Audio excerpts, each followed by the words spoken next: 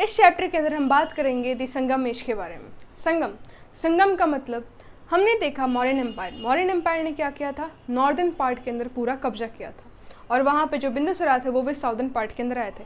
पर southern part के, जैसे मान लो ये हमारा इंडिया का साउदर्न पोर्शन, ठीक है, तो जो मौर्यन एम्पायर था वो सिर्फ और सिर्फ इस पोर्शन तक आया था, साउदर्न पार्ट में सिर्फ इस पोर्शन तक, लेकिन एक्सट्रीम साउदर्न पार्ट को मौर्यन एम्पायर टच नहीं कर पाया था। So this is the age जिसके अंदर संगम होता है नॉर्थ पार्ट का साउथ पार्ट के साथ, इसलिए हम क्या कहते हैं, संगम मतलब मिलन, ठीक है। ये जो एज है वो 300 BC से लेकर 300 AD तक चला था, ठीक है, मतलब इतने साल तक। अब संगम एज के बारे में हमारे पास क्या क्या सोर्सेस है। सोर्सेस क्या होते हैं, सोर्सेस वही चीज़ें होते हैं जो हमें बताती हैं कि हाँ ये एज आया था। जैसे मौर्यन एम्पायर के अंदर हमें इंस्क्रिप्शंस वगैरह से पता चला, जैन धर्म के बारे में हमें इंस्क्रिप्शन से पता चला, इस लिटरेरी सोर्सेस भी थे। तो वैसे ही संगम एज के भी लिटरेरी सोर्सेस थे, पर उसके अंदर जाने से पहले हमारे पास 3 जो एरियाज थे, जैसे 3 राजा, पहले चोलास, पांड्यास और चेरास, इन तीनों के बारे में जानना बहुत ज़रूरी है। सबसे पहले हम बात करेंगे चोलास के बारे में। चोलास कौन थे? चोलास वो राजा थे, वो साम्राज्य था।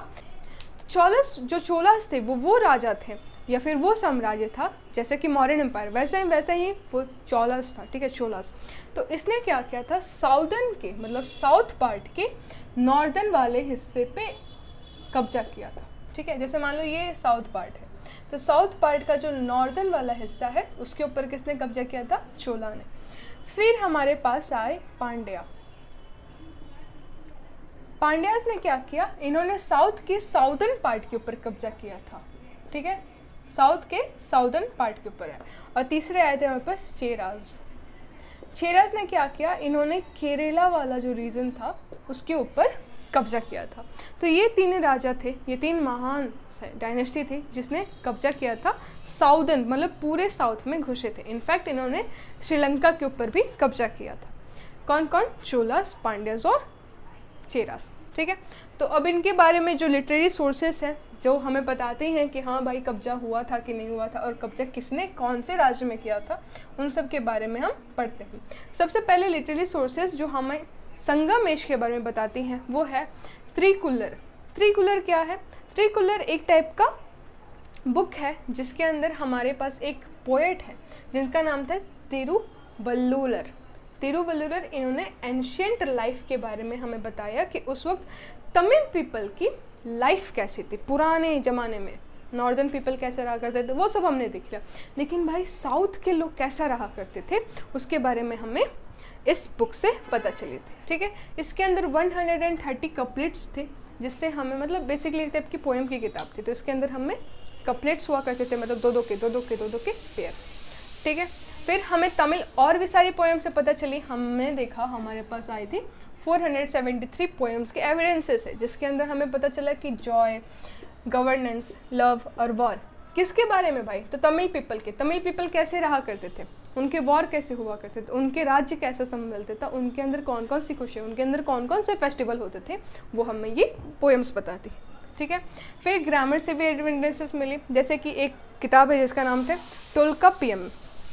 कौन सी किताब, टोल्कापियम, जो हमें बताता है कि एनिमल्स, प्लांट्स, ह्यूमन बींग्स कैसे थे, उनके इमोशंस कैसे थे, उनके इंटरेक्शंस कैसे हुआ करते थे, किसके साथ, एक दूसरे के साथ, जानवर के साथ कैसे रहते थे, कौन से जानवर रहा करते थे, किस टाइप के प्लांट हुआ करते थे, क्योंकि हमें पता है कि साउथ इंडिया क्या है, मेन सोर्स है हमारा हर्ब्स एंड श्रब्स का।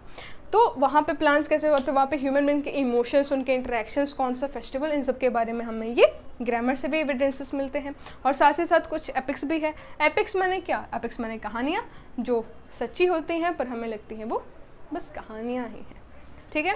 जैसे कि इन्हें हम बोलते हैं काव्यास, ठीक है। इसके अंदर हमारे पास बहुत सी हैं लेकिन 2 बहुत ज़्यादा फेमस, जैसे महाभारत रामायण वैसे फेमस है ना, वैसे यहाँ पर ये 2 फेमस है। कौन कौन सी, मुझे माफ़ कर देना अगर मैं प्रोनाउंसिएशन में उतना परफेक्ट ना जाऊँ पर, तो अगर इसका सबसे पहला है जो एपिक है वो क्या है, सिल्लापदीकरण। कौन सा, सिल्लापदीकरण। ये एक मर्चेंट की कहानी है, उसकी एक लवर की कहानी है। ये कौन थी, उनकी लवर थी जो कि एक क्या थी, डांसर थी, और उनके वाइफ की कहानी है जिनका नाम था कन्नगी, ठीक है।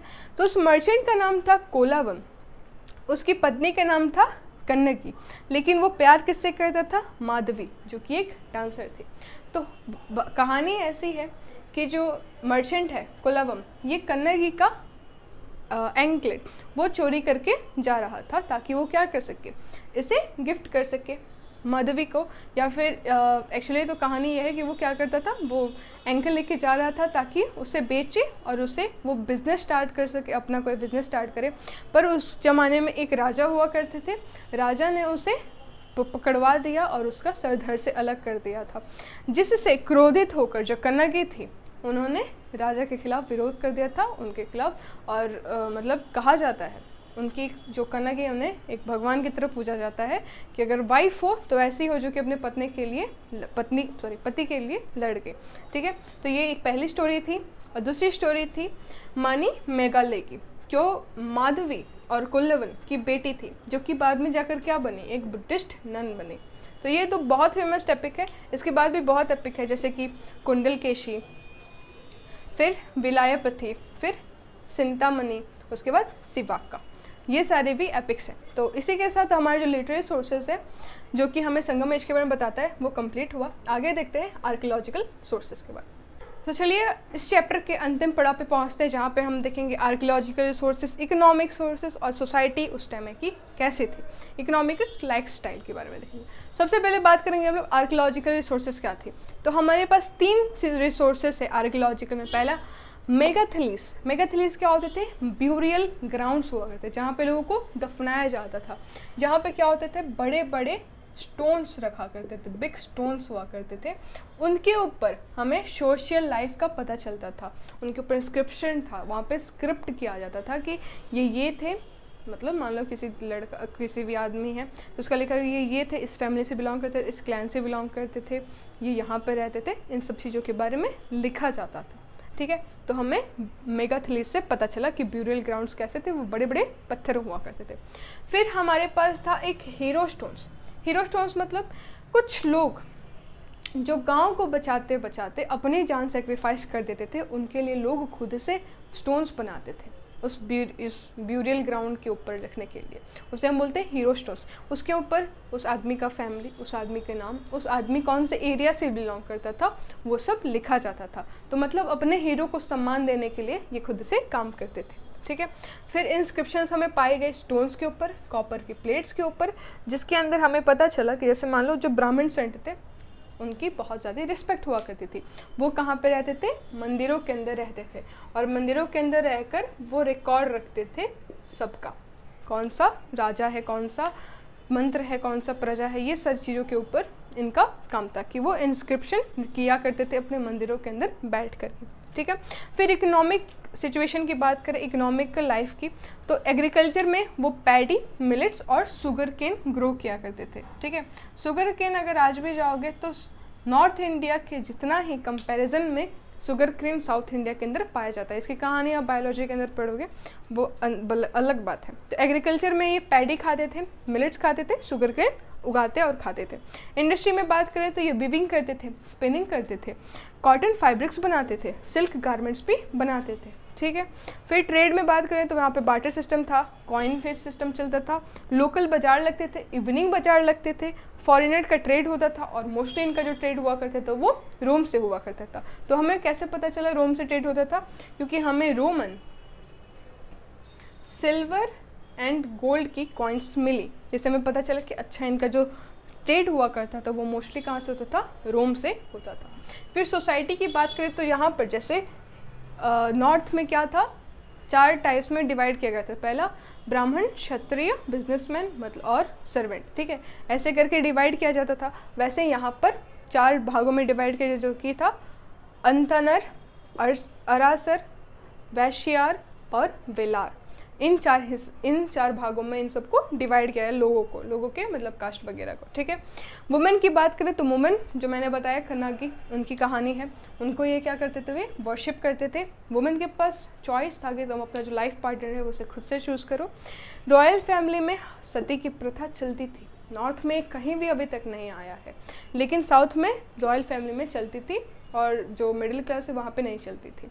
तो रॉयल फैमिली में यूजुअली सती की प्रथा होती थी, ठीक है। और हस्बैंड को ये लोग भगवान के हिसाब से ही पूजा, मतलब इक्विवेलेंट थे, हस्बैंड भगवान के बराबर थे। ड्रेसेस की बात करें तो जो रिच थे वो सिल्क के गारमेंट्स पहने थे, जो मिडिल क्लास थे वो कॉटन के पहनते थे।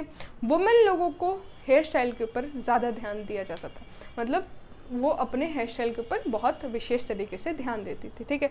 कपड़े पे देना दे लेकिन हेयर स्टाइल पे ज़रूरी है। और बीटल लिप्स खाते थे, च्वी करते थे, ठीक है, बीटल लिप्स। फिर फूड की बात करें तो यूजुअली राइस बनता था, अगर जो अमीर है उसके घर में तो डेली के डेली फिस्ट चलता था, लेकिन वहीं जो गरीब है वो सादा सादा खाना खाता था। और जो ऑफरिंग था, जो स्पेशल ऑफरिंग था वो क्या था, ये बीटल लिप्स थी। सो इसी के साथ ये चैप्टर कंप्लीट, और बहुत छोटा सा चैप्टर था, आई नो, और आपके बुक में भी इतना छोटा चैप्टर है। ये जो सारे सीक्वेंस है वो आपके बुक से मैच करते हैं। आपको नोट्स बनाना है, बनाओ, नहीं बनाना है तो अपनी बुक को बस देखो और हाईलाइट्स करते जाओ जो जो पॉइंट्स यहाँ पे लिखे होते हैं। सो इसी के साथ चैप्टर को कंप्लीट करते हैं। So thank you for watching this video. मैं उषा उपाध्याय और ये है उपाध्यायंस डिजायर एजुकेशन।